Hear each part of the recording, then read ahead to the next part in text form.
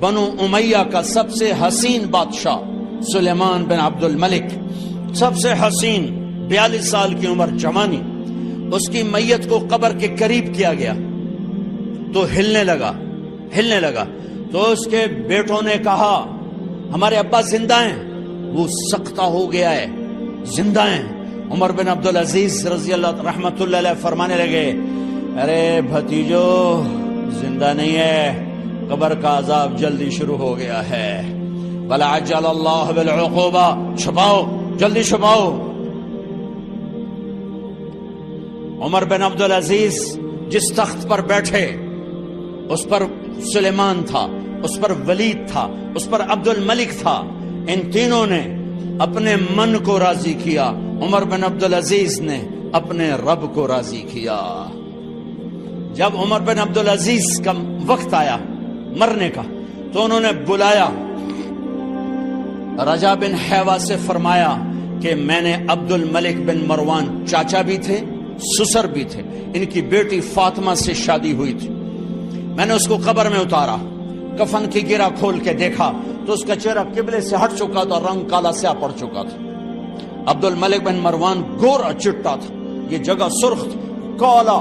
پھر میں نے ولید کو قبر میں اتارا، اس کا بیٹا 10 سال حکومت کی، اس نے 21 سال حکومت کی، اس نے 10 سال کی، ولید بن عبد الملک۔ میں نے اس کے کفن کی گرہ کو کھول کے دیکھا تو اس کا رنگ سیاہ ہو چکا تھا اور قبلہ کی طرف سے چہرہ پھر چکا تھا۔ پھر اس سلیمان کا واقعہ تو ابھی سنایا، پھر اس سلیمان کو قبر میں اتارا اور اس کے کفن کی گرہ کو کھول کے دیکھا تو اس کا چہرہ قبلے سے ہٹ چکا تھا۔ اب میں جا رہا ہوں، مجھے دیکھنا۔ پہلے تینوں نے حکومت کی پوجا کی اور عمر بن عبدالعزیز نے اپنے اللہ کی پوجا کی۔ انہوں نے ایک بڑا عجیب خطبہ دیا جب خلیفہ بنے، اے لوگو، بچپن میں شعر و شاعری کا شوق تھا تو میں شاعر بنا، تھوڑا سا اٹھان ہوئی تو علم کا شوق لگا، میں نے علم حاصل کیا، جوان ہوا تو فاطمہ بنت عبد الملک سے عشق ہوا، میں نے اس سے شادی کی، اب اللہ نے مجھے حکومت دے دی ہے، اب تم دیکھو کہ میں اس سے اپنے اللہ کو راضی کروں گا۔ ہمارے حکمران تو ووٹ سے آتے ہیں